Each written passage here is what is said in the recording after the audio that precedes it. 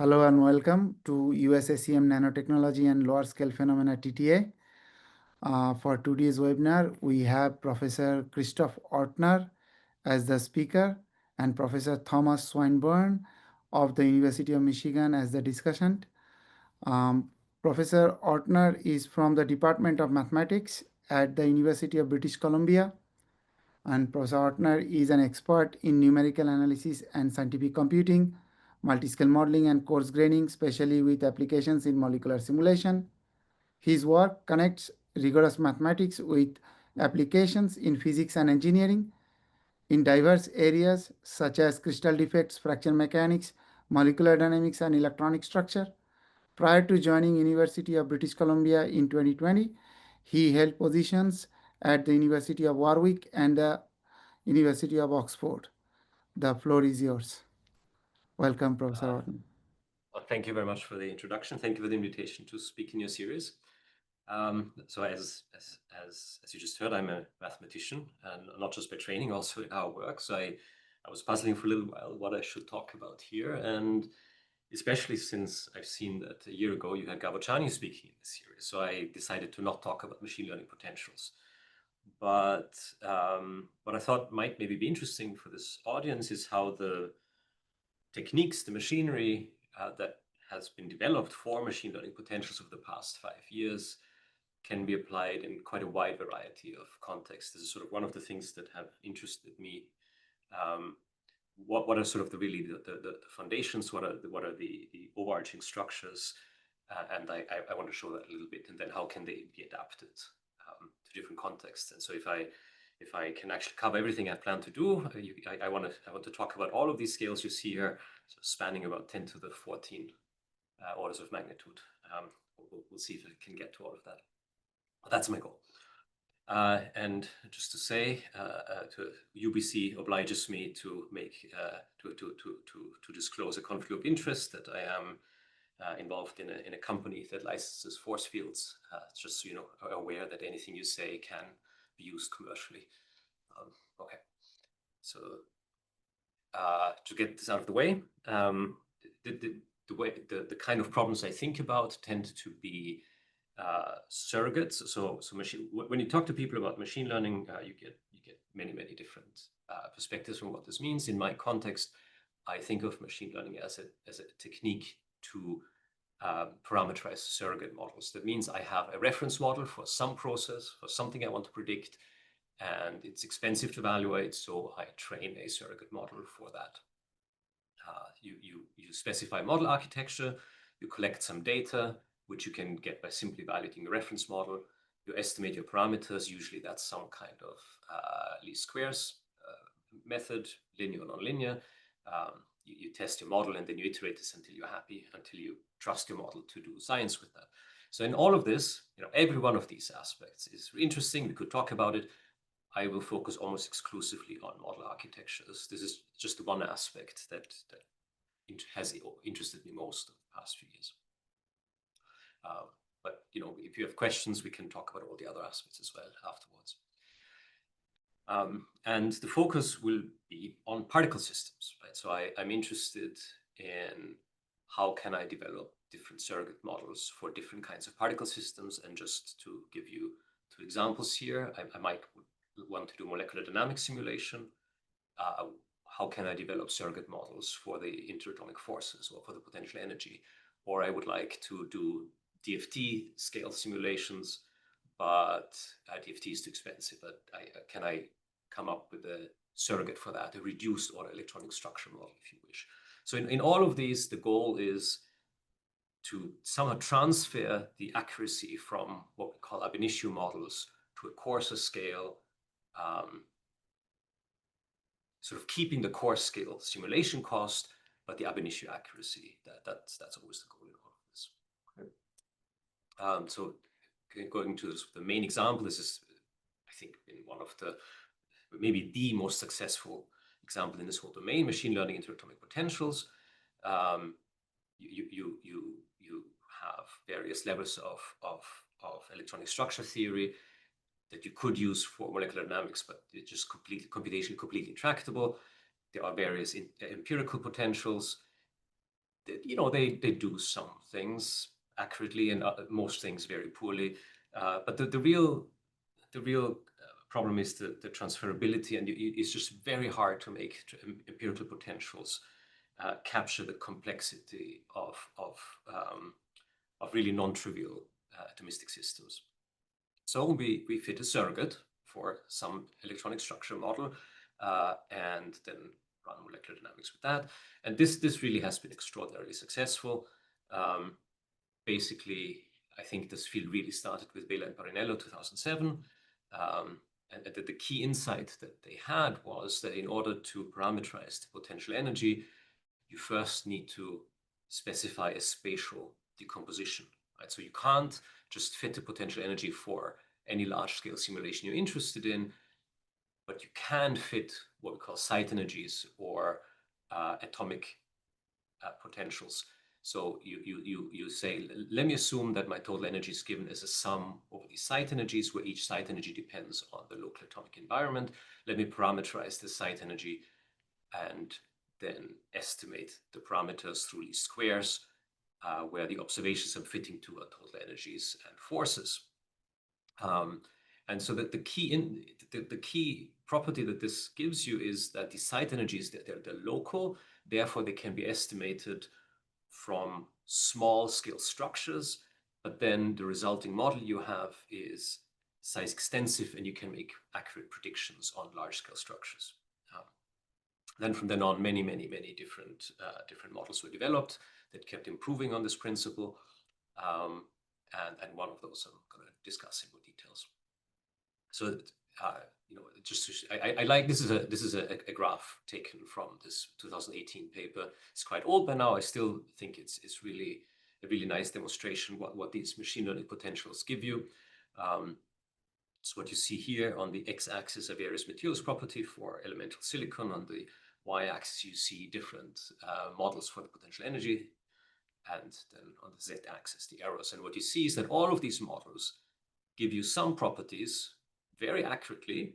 Right? This is probably what they were fitted to, and then others very poorly, with the one exception, which is gap potential, which was one of the earliest machine learning potentials that were really systematic,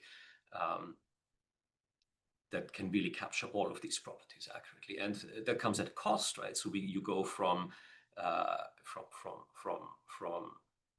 potentials like Stillinger-Weber mean at, I think, well below a microsecond per atom, actually, to 30 millisecond per atom. I mean, it has improved since then, the cost, but not by that much.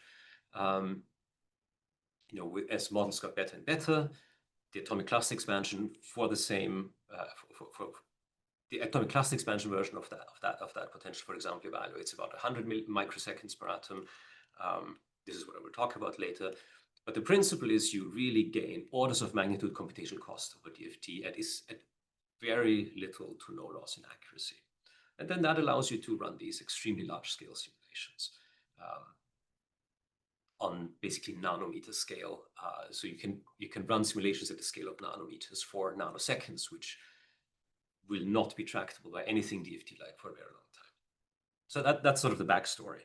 And then the last thing that happened, maybe that I need to mention before I dive really into my talk, is what happened about 2 years ago.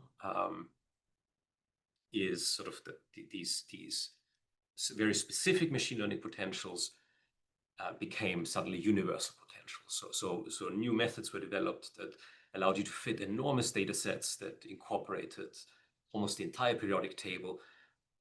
And there was a huge surprise in there that you could then also make predictions very far out of distribution. So these models were fit on extremely simple structures, but the predictions on very complex structures were possible and surprisingly accurate. That is not at all understood.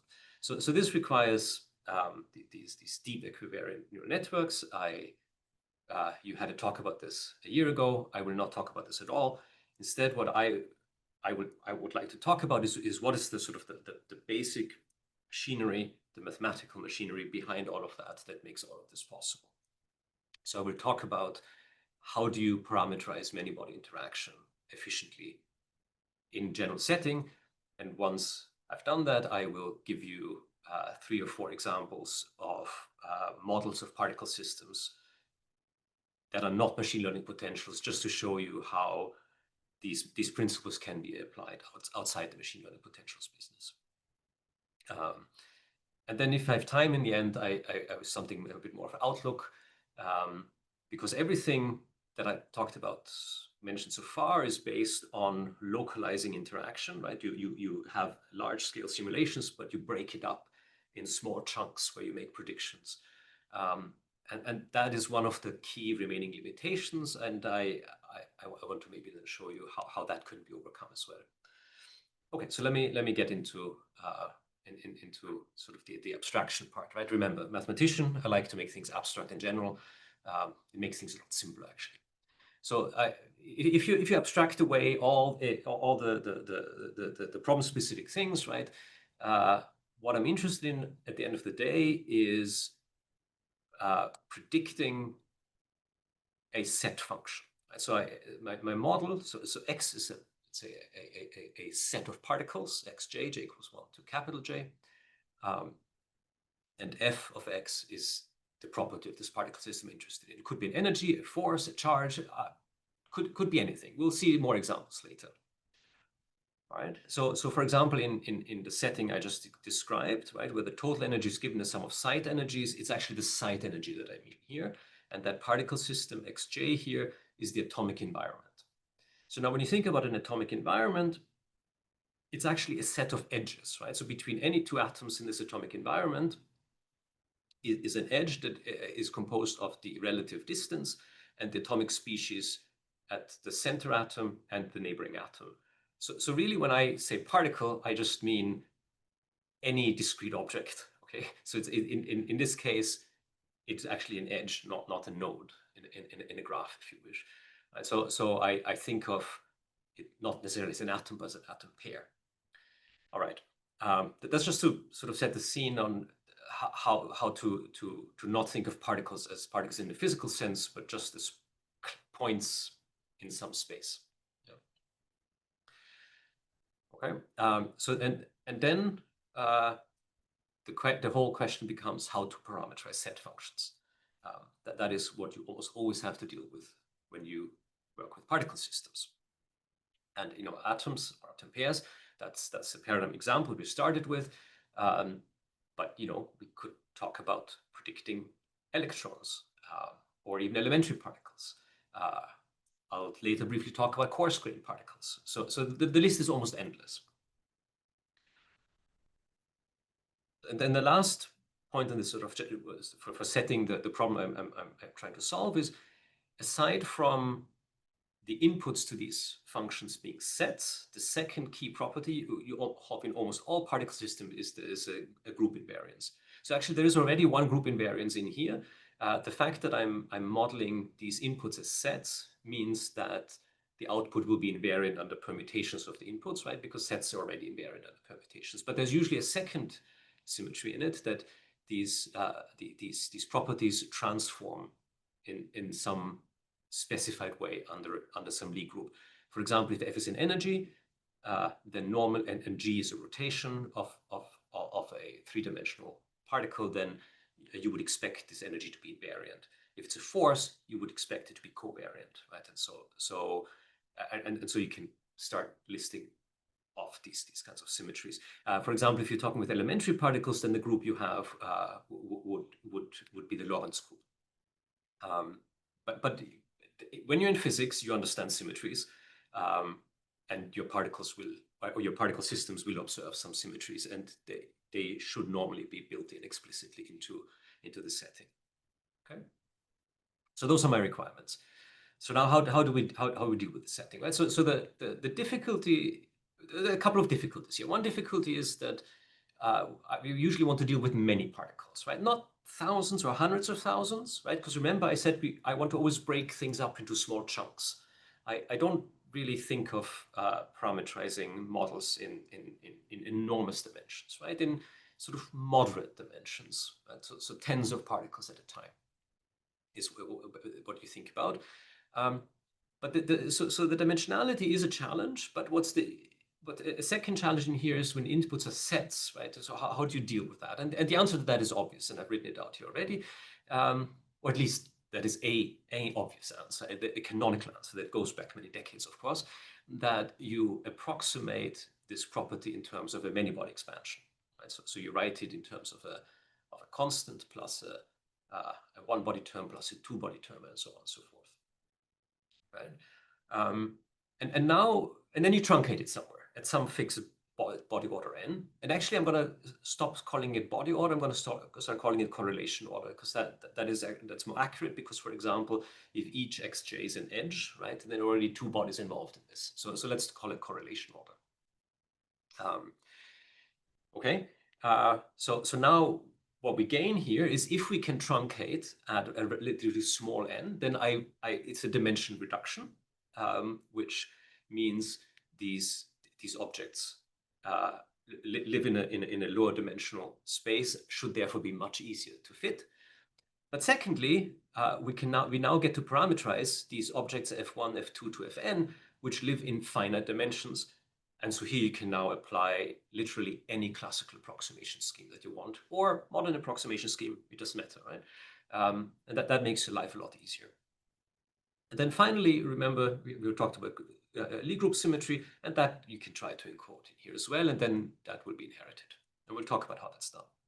Okay, so the problem with all of this is, of course, the cost of these sums, right? So the number of terms you have in these many-body expansions, if you truncate it order n, will be like the number of particles to the power n over n factorial, and that cost explodes. And so usually these kind of expansions are truncated at correlation order 2 at most. They rarely go beyond. So how to deal with that? And the answer to that is, I don't know, for me, that was a big surprise. I learned this technique from Ralf Trautz, and we very quickly started working with that. But then over time, I started seeing it pop up everywhere. So this isn't, in the context of machine learning potentials, this goes to Ralf Trautz, but it is actually much, much older. So the way to understand the next step is the following. The issue here is that we are summing over a very uncomfortable domain, right? So if you think of this being an index set, right? So if you take n equals 2, right? Then this is the sort of set we're summing. Usually summing over tensor domains is much, much nicer, right? And so the way you can interpret Ralf Trautz' atomic cluster expansion construction is as follows. You can say he replaced this sum over unique clusters with a sum over all possible clusters. And that includes repeated clusters, right? So for example, this is a 2 cluster. And then the reflected point here is now added to the summation. That's the same cluster again. So we're taking the same cluster twice. Why would you do that? We'll see that in a moment, why this is beneficial. But I already indicated it's because now we get a tensor product. But then there's also the diagonal in here, right? And that means I take the same particle twice. So it's kind of a spurious cluster, one that doesn't even exist. So we lump all of that in. And just don't worry about the physical meaning of it, right? Because once you do this, something interesting happens. If I take now this potential UN and I parameterize it in terms of a tensor product basis. So if let's say these phi k of x, these are one particle basis functions. These are basis functions in which I can expand a one particle function. Then I can take tensor products to parameterize n particle functions. That's what this UN is. And now this tensor product here interacts really well with that tensor product there, namely as follows. You can take that sum and you can replace it with that swap it with that product. That's called Fubini's theorem, and you end up with the following formula here, where you now have a sum over parameters. You can never get rid of that. That is high dimensional. That is just in the nature of things. But that n-dimensional sum here is gone, and it's become one-dimensional. Yeah, that n-dimensional sum has turned into this one-dimensional sum. And so this operation here is also well known in the machine learning community. It's called pooling. And so if I want to evaluate this model now, I can do it in basically 3 stages, and I'll repeat that later on after having computed these basis functions, I perform these pooling operations, then these products here are called n correlations. They're taken here, and then I contract it with the parameters. It's an extraordinarily simple idea, extraordinarily simple construction, but it basically opens up the possibility of computationally efficient many-body interaction of any order. Okay, and the key thing here is that the cost of evaluating this model now, it doesn't, it doesn't, I mean, it looks here like it still scales with the number of with the correlation order n here, but it doesn't really. It actually scales with the number of parameters. That's the key thing. Yeah. So there is, in order to evaluate the pooling, you have a cost of how big are these chunks, right? Remember, you take a large particle system, we split it up into chunks, and this is the J here, right? So in how small pieces can you cut up your particle system? But then the dominant cost is the summation, is that summation, and that, but it's simply specified by how many parameters you have and not by the correlation order in your model. And that is key here. That's the critical achievement, I think. Okay. So now the last piece in all this. So now what we can do is efficient many-body interaction. That's done, right? So we can expand a set function in a many-body expansion. We transformed it into one that can be evaluated in a very computationally efficient way. And the last step now is to building the Lie group symmetry. I'm going to through this very quickly because I don't have time to go into the details anyways. But the gist of it is that with some basic representation theory, you can do the following. If you choose your basis for the one particle basis, so that it gives you a representation of your group, then that gives you a representation for these pooled features. That gives you a representation for these tensor product features. And based on that, you can then specify a constraint on the parameter tensor. You have two ways to do it, actually. You can either symmetrize them explicitly with a linear operation, or equivalently, you can specify a constraint on the parameter tensor that guarantees you whatever the symmetry is that you need. Yeah? So this is at high level, in a high level setting. And if you, for example, the case that most people are most of the time interested in would be O3. In this case, the embedding you choose basically for let's say for an edge in an atomic graph, right? Rij, Zi, Zj would be the information you have. You lump all the invariant pieces of that edge into a basis function, take a tensor product with the spherical harmonics. For these give you the representation. These give you the representation of O3, and then the whole machinery starts. And this is at this point becomes classical and what every physics undergraduate learns in year 2 or year 3, I think. Yeah. Of course, in mathematics we don't learn this for some reason, and so I had to wait till Ralf Trautz explained it to me. All right. So quick summary of this is the machinery. So my goal is to approximate general set functions. Right? There are 3 steps in this: the embedding of a particle in a latent space, or if you wish, evaluating a basis, the pooling operation, which gives you the permutation symmetry induced by this being a set, yeah? Or it encodes the set. If you wish, you can think of this AK as the embedding of the set. And then you take these tensor products, the n correlations, this corresponds to the many-body expansion of the particles and the contraction with the parameter tensor. And this is, it gives you a effectively optimal cost, right? So in terms of the number of parameters you have. The architecture might not be optimal, of course, that's another story. It is highly interpretable. You know exactly what you're doing when you write this. It looks abstract, but you can backtrack to where I started with, and you can interpret every parameter as a contribution to this many-body expansion. If the basis you build here is complete, then this basis will be complete. You can actually, in theory at least, achieve systematic convergence to any target property you want. And you can exactly enforce the physical symmetries you know your system has. And this is a very flexible framework, and that's basically the goal of my talk, to show you that. Okay. There's one comment I want to make on this.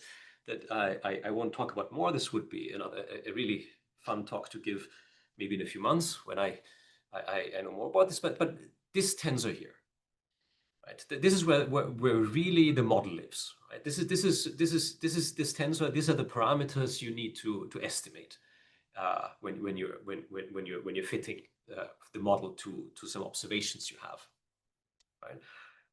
And the format of that tensor is an extremely interesting question. What should you choose? So for example, in my own code, ACE potentials, we just use a sparse tensor format because I really like linear models and I like to stick with linear models for as long as I can. And so we can exploit sparsity that is motivated by analytic properties of the potential energy landscape. But for example, Ralf Trautz in his code Pacemaker, they use a Tucker decomposition of this tensor. That in terms of so physically speaking, that means he's using a learnable radial basis. The equivariant neural networks like E3N, MACE, and others, they use a canonical tensor decomposition for that. Why is that? The reason it's historical is because E3N, which was the first code, chose the canonical tensor decomposition. And then everybody else just used that, right? There is no real rationale in any of these choices other than this is what we were thinking about and this is what we tried, right? For example, I haven't seen anybody seriously look into using tensor trains, which in many problems like quantum chemistry, they give you an extraordinary compression of these moderate dimensional tensors. Yeah. So there's a huge amount of unknown here, a lot of work to be done that I think is really interesting from a methodological perspective. All right. So examples. This is not the main part maybe of the talk. I just want to show you in how many different ways one can apply this methodology. And so let me just uncover all of this to be a bit quicker, but I really am going to try and cover a little bit at each of these scales, right? So for example, for coarse-grained molecular dynamics, right? It doesn't have to be a potential energy. It can be a free energy, and we'll talk about that. I'll very briefly talk about how to fit a reduced order electronic structure model. Actually, in coarse-grained dynamical systems, you also need friction tensor, right? And so that needs to come from somewhere, right? You can fit that to data. But then, more recently, I got more and more curious about the scale here, and so if I find the time, I also want to show you how you can use the same machinery to parameterize wave functions, and even going further down into nuclear physics for jet tagging. We'll see if I have the time for that. All right. So the first example is coarse-grained MD. And I should say, many people have worked on all of these scales from similar perspectives. I will not cite everybody who's worked on all of these. I'll just show you the citations specifically to using atomic cluster expansion. But feel free to ask me afterwards, and I can point you to who I think is doing more work in that direction. All right. So here's coarse-grained molecular dynamics. You want to model a large molecular system. Maybe it's too large to run it with pure MD. This you can still do with pure MD, but imagine you can't. So you take a molecule and you coarse-grain it into maybe a single blob, or in this case, it will also make sense to coarse-grain into the two blobs, right? So for two-side coarse-graining, it means you're just integrating out the hydrogens. And you ask, can I come up with a dynamical system that accurately captures the dynamics? And in theory, you can. This is what it looks like. Not quite, right? There's supposed to be a time history in there, but if you get your coarse-grain variables right, then this time history is really minimal and you can ignore it. And so now you have to parameterize this potential of mean force and that friction operator and the corresponding noise model. Step one here, I'm just going to ignore the friction and the noise and only focus on the potential of mean force. And now the problem is, of course, exactly the same as for machine learning potentials, right? I have a potential energy. I can use a spatial decomposition and I fit the site energies. And what you get is something that doesn't look too impressive, but I still found that very interesting. So for example, when we fit an ACE potential, with different correlation orders, 2, 3, and 4, to this methanol system, you see that no matter what you choose, even for very low correlation order, so body order, this is body order, not correlation order this time, I got that wrong. You get qualitatively, the green line here, quite a decent result for the RDF. It's not perfect, right? But it's okay. But what you get as you increase the correlation order, you really converge. Right? You really converge to a very accurate representation of the radial distribution function. And maybe what's more interesting is you start capturing many body effects. So for example, I would argue that for a body order 2 potential,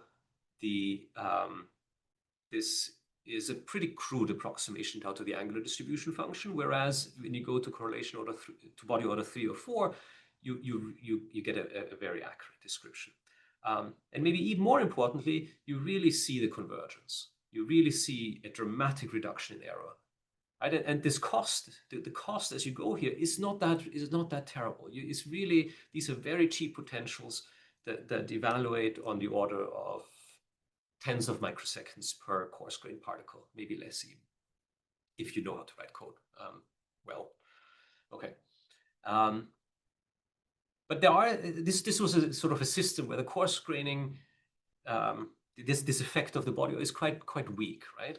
There are more interesting systems. This is not a physical one. This is one that was designed to explore many body effects, where you get really dramatic effects. So here, for example, this convergence as you go from body order 2 to 3 to 4, it is really dramatic.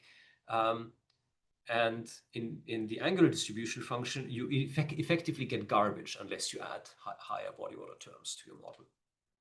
So this is really something that there's a lot more scope to explore these techniques in coarse-grained MD. Okay, so I'm going to go rapidly through many more examples. So my next example is electronic friction, right? So I just got rid of the friction terms. But this is now an example that I worked on with Reinhard Maurer, Matthias Sachs, and a student of Reinis, where the friction was actually the goal, right? So they want to perform molecular dynamic simulation, not with the standard thermostat, but with the actual physically motivated thermostat that comes from electronic friction. And there's a formula for that that you can actually get. And the key thing here is that you have these two terms, the friction tensor and the noise model, and they're closely related, okay? And so there are many choices though that you can make, and this is an idea that Matthias Sachs came up with. Because the difficulty that we had here was how to localize the friction while still and the noise model at the same time. We wanted both to act locally, right? If every UI is a particle, describes a particle, I don't want the friction operator to act globally. I don't want the noise model to act globally. I want them all to act locally. And so the idea here was to have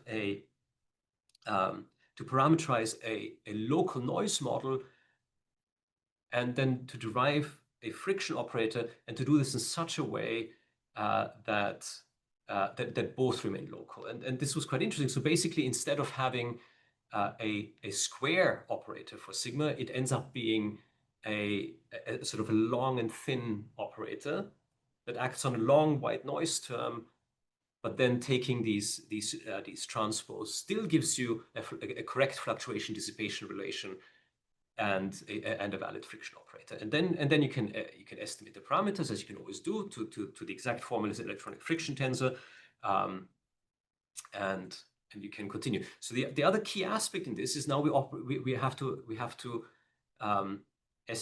estimate an operator and no longer a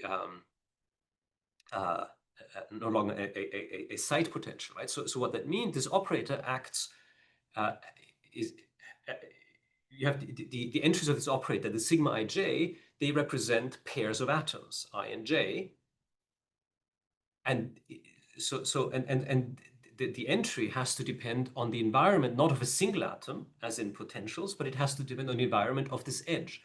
So actually, effectively, you have to write models that depend on this environment of the edge. And so one particle, an abstract particle, now becomes an entry in this environment, right? And so there are simple ways how you can transform that into interpreting these triplets as particles, and you can again turn on this atomic cluster expansion formalism, and you get linear models for the sigma ij's, which result in quadratic models for gamma, and then based on that you can fit these models.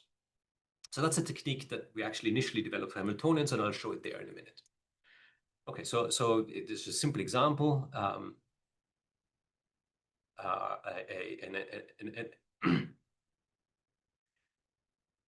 O molecule on a gold surface. This was really just a toy example for testing this at first, but what you can see in this example is that after fitting on a short MD trajectory, then predicting on another MD trajectory, you get very accurate predictions of this friction tensor. And at that point, then Reinhard Mauer's group, they continued to actually use that for simulations they were actually interested in. So hydrogen, reactive scattering of hydrogen on copper surfaces, and they're still using that model in their research now. Going down in scale, talk briefly about fitting a electronic structure surrogate. Right? So imagine you want to predict Kohn-Sham DFT. Very crude way to write this, I apologize, but we'll do for the purpose of this. So what you now want to do is you want to, if you imagine you have the Hamiltonian given to you in an atomic orbital basis, you can think of it again, right, as a matrix parameterized by atomic positions ij and orbitals alpha beta. Then this Hamiltonian will be a function of the environment of the atom pair ij, right? So of some, and this environment could be a cylinder, it could have a different shape, but let's assume it's a cylinder. So it's of the bond environment, right? And so what this function here is the hopping function in the tight binding language, but it's a many-body hopping function that depends on the entire atomic environment. Okay. So now you can build in all the symmetries you have, right? So if you know if you use an atomic orbital basis, how the Hamiltonian transforms under rotations of the system, namely according to the Wigner-D matrices, and that's a symmetry you can build into a parameterization. Again, the ACE formalism kicks in, and you can get linear models for these Hamiltonians. You can fit that to self-consistent FHI Ames predictions. It gives you a one-shot self-consistent Hamiltonian that you can then use for simulations by skipping the SCF iteration. So that's what we did here. The real goal in all of that is, which in that publication we did not do, this is ongoing work, is to actually reduce the dimensionality. That's a lot more challenging. Some people have been working on this in the past years since we published that. But I just wanted to quickly show the principle of how to actually build the model rather than how to build the model architecture rather than how to really fit optimal models like with this. But with these very simple things, you can already get very decent predictions. So for example, here you get band structure and density of states for elemental aluminum. And the accuracies basically up to Fermi level and a bit beyond are very decent, and then eventually they deteriorate. But also these accuracies you don't necessarily need for most tasks. Okay. Last scale, maybe. I may have to skip the particle physics part, but let's see. So this is now more of a hobby project for me. It's not so much motivated by a collaborator who needs a methodology and we're working together to build that methodology. This is just something that I found extraordinarily interesting from a mathematical perspective. How do we solve the electronic Schrödinger equation? How do we build really efficient wave function representations? Right? So now particles are electrons, consisting of position and spin. A configuration is now not technically a set, but a tuple, but you still have the permutations in here, and so that's still, you can, if you treat them as a set, that's still a good thing. But wave functions are antisymmetric, at least if we talk about electrons, they're fermions, therefore wave functions are antisymmetric, not symmetric. And how do we deal with that? So there is something called the backflow ansatz or backflow transformation, which basically allows you to convert a symmetric ansatz into an antisymmetric function. And the idea is the following. You write your, should be an X here, apologies. You write your wave function as a determinant of some orbitals. So if I cover this up for a second, then what you have here is the Hartree-Fock ansatz, a Slater determinant, right? But when you give the orbitals in here environment dependent, so basically you're not just letting them depend on a single electron, but on all the electrons, then this ansatz is general, systematic, right? Any antisymmetric function can be written in this way. So now the question is, what do I mean by this exactly? What I mean by this is all the electrons other than the ith electron can be exchanged without changing the orbital. Yeah? So that's what I mean by this. These phi j's are symmetric in R other than the Ri. Okay.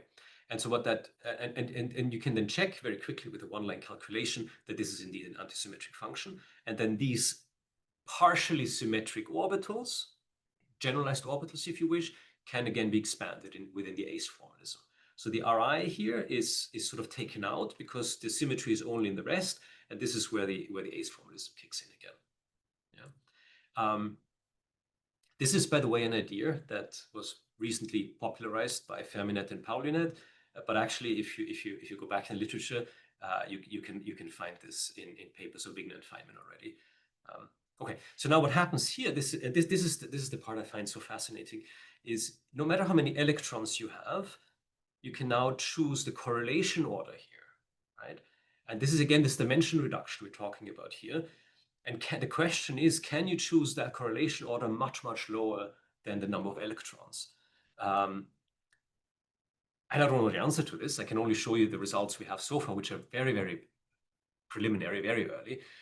So don't get too excited. The whole project I find is extremely exciting, but not the results we have so far are. It's slow. It's a slow process. Let's put it that way. So here are two simple examples: lithium hydrogen molecule, a single oxygen atom, right? So 8 electrons, 4 electrons. Not that exciting, but the simulations. So these wave functions are optimized using variation Monte Carlo. I don't have time to describe that, but it's an extraordinarily expensive process where you need tens of thousands of iterations. But the correlation order we chose for each of these is always 2. Right? So is correlation order 2 versus 4? That's maybe a moderate reduction, but 2 versus 8, that's an enormous reduction in the dimensionality of these wave functions, right? And we get first of all, we get a huge reduction in the ground state energies relative to not just Hartree-Fock, but also coupled cluster with triplet excitations. But also, the more we try this, the more we experiment with this, we see no further improvement below correlation order 2. We have yet to find a system where we can significantly lower the ground state energy when we increase the correlation order. I'm not confident in these results, but it's really intriguing. I will say the optimization, the parameter optimization here, the VMC it's a huge challenge for us.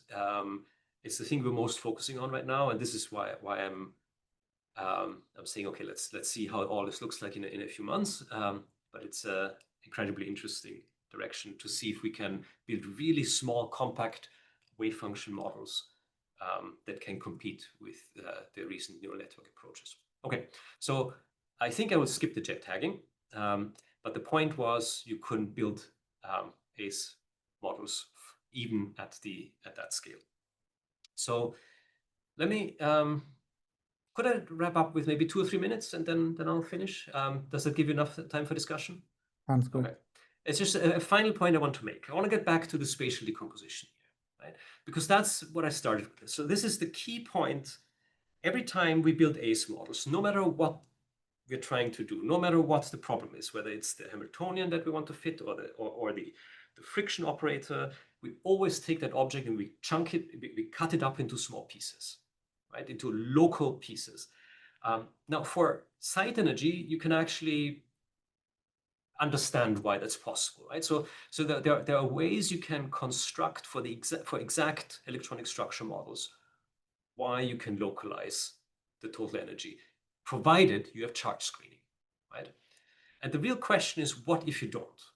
And I had some story that goes on with this. Let's skip that. Let's just go back to what if. So what do I mean by charge screening? Right. So essentially, what I mean is that if I take the effective potential and I ask how does it depend at a site I, how does it depend on atoms that are far away? Well, ideally, the dependency is exponentially small. If I have that, then this result I just showed you holds, this spatial decomposition. But what if I don't? Plenty of problems where you do not have charge screening, and those are very, very interesting, right? Catalysis, steels, and anyways, loads and loads of interesting problems. So it turns out there's still a localization procedure that you can make. So you can still write a local energy, but it doesn't just depend on the local geometry. That's what the atomic environment is, but it also depends on the local effective potential and the local charges. And only if you take all of that into account, only then can you localize the energy. Yeah. These can be all computed, that's not a problem, but then you still have these internal variables which you now have to equilibrate. And this is going to be the next generation of machine learning interatomic potentials. And I'll show you one quick snippet on this. This is a PhD student of Garociani who's been working on this, basically building from that model that Jack Thomas developed, purely theoretically. And you can see here, for example, two examples: an insulator, water, and a metal. You apply a charge, and you see absolute perfect predictions of the charge field in a model that is built from this framework.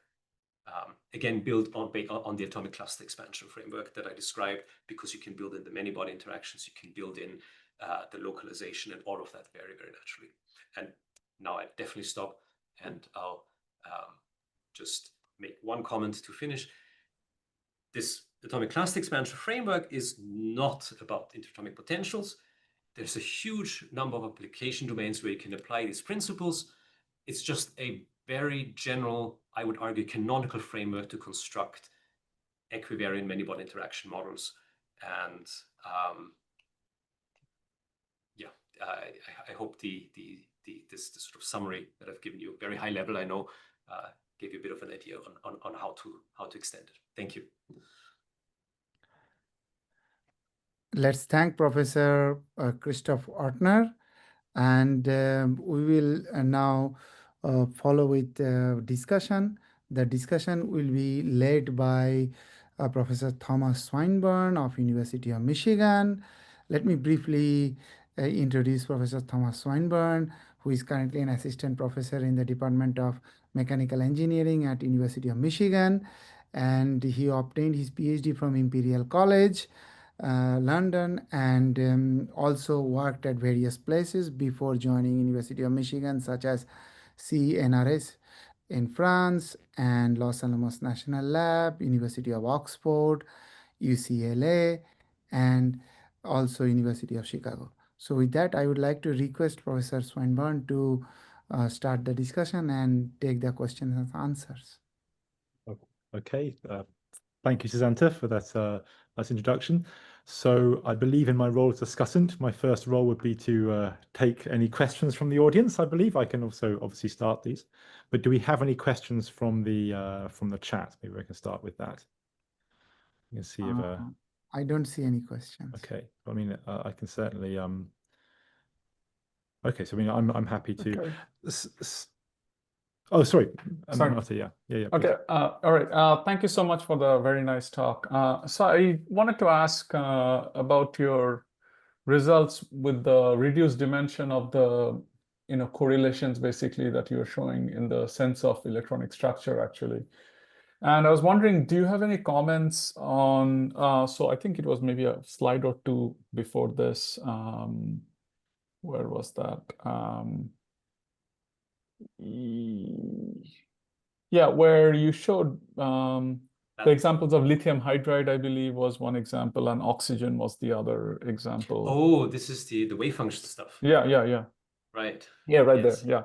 So I guess one question I have is, do you have a sense of whether or not these kind of very striking results would hold if you tried this for a traditionally strongly correlated material like a transition metal oxide, for example? That's a very good question. So first of all, we have not tried this for materials. Making this work in a periodic system for a sufficiently large cell, we need much, much better codes than we have right now. That's actually my second biggest limitation right now. The optimizer it's really hard to optimize these wave functions, but secondly, to have codes that are okay. So these are mainly molecular is what you're so far basically results. Yeah. There is one, what was it? Is it if you take two nitrogens that gives you that's right? That's right. Nitrogen, the paradigm example. Yeah, there's one something with vanadium, I believe, like when you split it, you get some weird things if you don't have the correlations correct. Yeah. So this is something we've recently started trying. I don't remember what went wrong, why I didn't show it, but I will ask my student and I can report back. But I have a question for you, if I may. What do you mean when you say highly correlated? Because nobody so far has been able to answer that to me. That's true. I mean, okay, so I guess the traditional answer would be that the difference between the Hartree-Fock energy and the full, let's say, full CI energy is not small. Okay, would that then count as strongly correlated or not really? Yeah, so I mean, what the numbers specifically are, I mean, that I don't know. So this is about what, 0.1 atomic unit, I guess you have it, 8.9 to 9.0. I can't quote a number off the top of my head about this. Yeah. But yeah, there is clearly a noticeable difference, of course, in your case between Hartree-Fock and full Schrodinger. I'll give you a slightly less flippant answer too. So I remember when I talked about this here, right? So we put the correlation order into the orbitals, right? And so I put a question here: is this a numerical approximation parameter, or is this actually a physical parameter? And the thing that is sort of such an obvious question to ask here is whether the correlation order in the orbitals has something to do with how strongly correlated the system is, right? Yeah, I mean, I guess so. I mean, even I guess in some sense, the point is that probably a lot of the materials which are traditionally thought of as being strongly correlated, magnetic oxides and whatnot, probably they all fall within the purview of your two-body kind of thing, many of them anyway. And for really correlated beyond, where you require many more terms, you would have to go like stuff like, I would imagine, ultra-cold gases or something where like it's almost engineered correlation. Yeah. All right. Very interesting. Yeah. Very nice question. So I certainly have some of my own. So maybe I can dive in. There is a question in the chat box. Oh yes, sorry. Bad discussant. Sorry. So Florian Bobarou says, very nice talk. What is the optimization algorithm that you used? In which context? Yes. Which so up again Florian, if you could say, are you talking about the?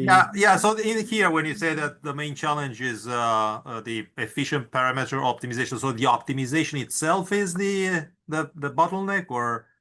Yeah. So the first comment is when you use neural networks rather than these ACE expansions, then stochastic gradient descent type algorithms work very well, right? But the problem we have is that the features are hierarchical, not equivalent. Like neurons, they're all equivalent, they're all on the same scale. But when you have hierarchical features, you run into difficulties with the SGD type schemes. So what we try to do here is something that is sort of somewhat motivated by natural gradient descent and quasi-Newton methods.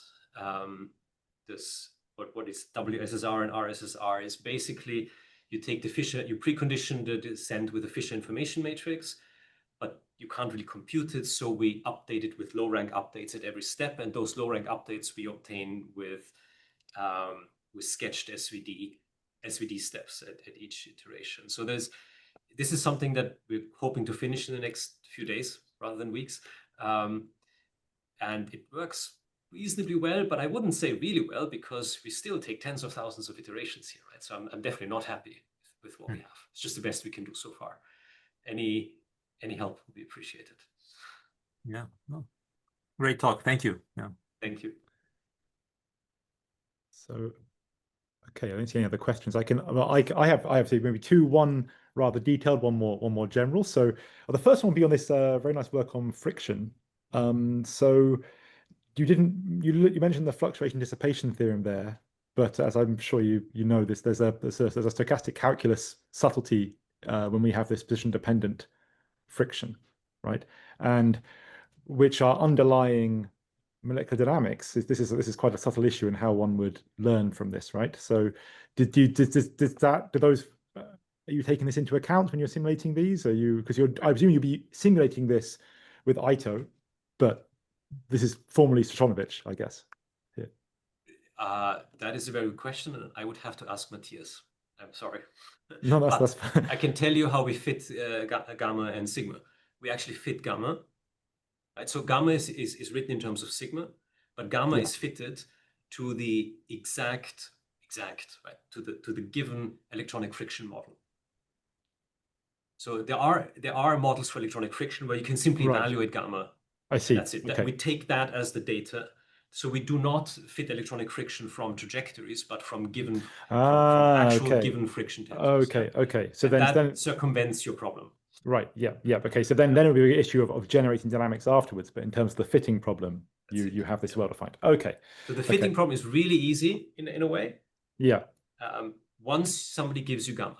This is different when you go to coarse-grained dynamics, and that's why I crossed it out here, right? Because here you're given trajectories, and now you're supposed to fit the potential of mean force and the friction tensor at the same time, right? Yes. Much more interesting.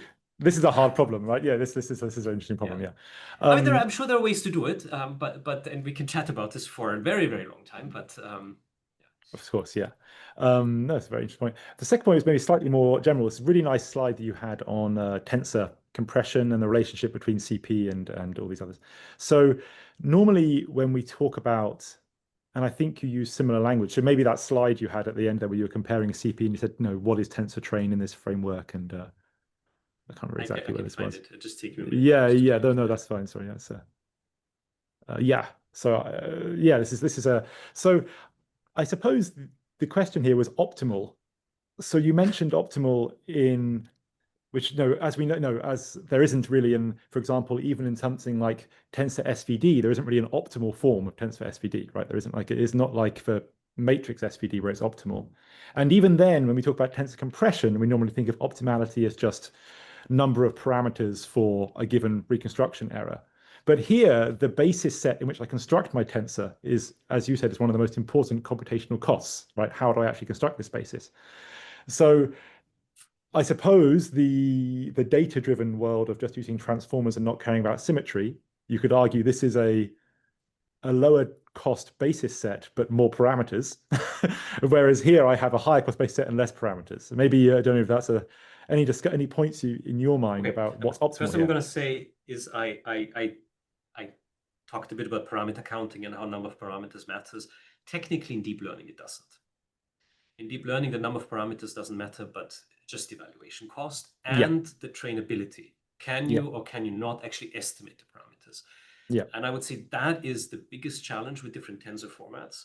For example, if we take MACE and we replace the CP format with the Tucker format or with something else, suddenly we can't estimate the parameters anymore because everything is fine-tuned for the CP format. Okay? You say fine-tuned in terms of the whole training parameter estimation protocols, everything, all the higher parameter search. Yeah, sure. Yeah, okay. Yeah. So it's an enormous effort to change the tensor format. So that's my first comment. The second comment is the reason I'm so keen on tensor formats rather than transformers is because when you work with tensors, you can track symmetries because they're algebraic operations. You can track symmetries through algebraic operations. You cannot track symmetries through transform. Yes, there are variations of it, but they're effectively using tensors again, right? Yeah. Okay. Yeah. So the second part of that question now is, do you want to hard code symmetry, or do you want to learn it from data? Do you want to augment? Yeah. And I don't have this on any slides, so I can't show you, but here's my question to you. Do you believe in conservation of angular momentum? I mean, I do. Okay, let me put it this way. If you check this, if you break symmetry, angular momentum, let's say you have a symmetrization error epsilon, you lose conservation of angular momentum on a scale of 1/epsilon. It's as simple as that, okay? So it's now simply the question for you, do you care about that or not? If you don't, use whatever you want, do whatever you want, right? I don't care. Yeah. But if you have many nanosecond or even longer molecular dynamics simulations of molecules or whatnot, you better preserve angular momentum. That would be my answer. I think it's a fantastic answer. Maybe the other slightly devil's advocate point there is that we would normally think about these form of inductive biases in physics of respecting symmetries as a way to learn from less data. Whereas now we have these equivariant models with huge amounts of data, right? Yeah. So exactly where's a principled stand to take on that is an interesting one. But they still don't have you still need to augment. So if you don't build in symmetry, you absolutely have to augment, and if you do it via Monte Carlo techniques, you have to augment more than you think. Yeah. So I know there are results floating around that maybe you don't augment so much, but I'm struggling with that. I don't quite believe in that yet until I've really tested the details. Yeah, every experiment I do myself looks really bad unless you add a lot of data augmentation. Yeah, I would no. In my experience as well, I would support. I'm not confident in what I'm saying, but this is just my experience so far. Well, I think long-time stability is an issue even for some of these symmetrized models. So if you can do it, so even then it's challenging, right? So yeah. Maybe one quick point on symmetry. Yeah. If in physics we know the symmetries, right? Yes. But in other domains maybe we don't, right? Biologists tell me I have no clue because the systems are so complex, right? So in scenarios where you actually don't know the symmetries, having an architecture that allows you to learn any representation of any group in principle, fabulous. There are ideas floating around in the deep learning literature on that. I mean, that's really, really interesting. Yeah. In physics and chemistry, I'm not convinced. I think we know the symmetries. They should be in the architecture. That's my current opinion. Could change in a few weeks. I suppose the other follow-up there would be on that we're talking about finite dimensional representations here, whereas if you think of something like a fluids and things like that, where we have these infinite dimensional symmetries, but these are quite a different. I don't suppose this framework is not really built for that. I suppose, yeah, that's not really. We should have a longer conversation about that. Yes, yeah, no, I think that's probably fair. Yeah. Well, thank you very much. I believe that's our time. 5 minutes over now. I apologize. Yeah. Thank you so much. Thank you very much. Yeah, thank you too. Wonderful. Ortner. Thank you for your time. Thanks, everyone. We'll conclude the session. Thanks for coming. Yeah. Thank you.